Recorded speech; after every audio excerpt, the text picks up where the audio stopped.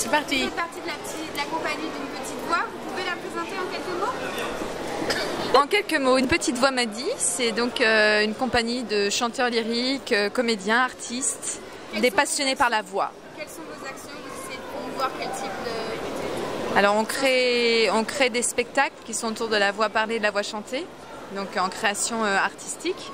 Et puis on prend des initiatives, on impulse des choses comme les journées Poète depuis 4 ans.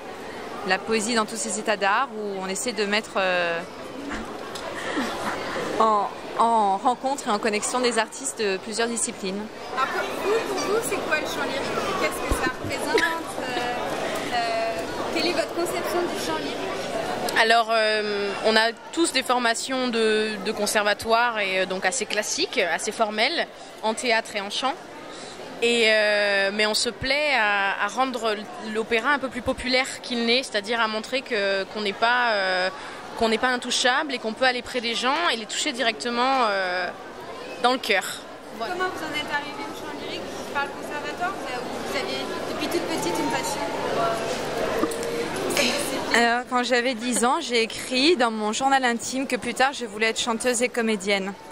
Et bon, j'ai suivi un parcours classique qui n'avait rien à voir avec la musique et le théâtre. Et puis à 31 ans, j'ai tout plaqué et je me suis dit, mais non, c'est mon rêve de gamine. Et donc voilà, et donc je suis entrée au conservatoire de région de Nice en art dramatique, en chant lyrique, et je poursuis ma formation.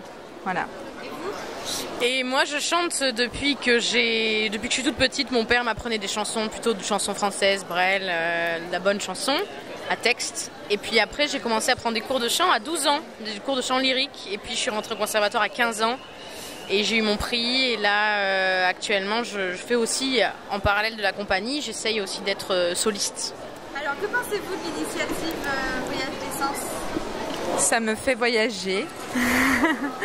Non, personnellement, je suis très contente de pouvoir participer à ce voyage, puisque tout simplement, la voix, c'est aussi, voilà, ça éveille des sens, et de pouvoir participer à cette belle initiative dans un centre commercial, de pouvoir suggérer dans le quotidien des gens justement des choses un petit peu différentes et qui les sensibilisent et les arrêtent ne serait-ce qu'une seconde.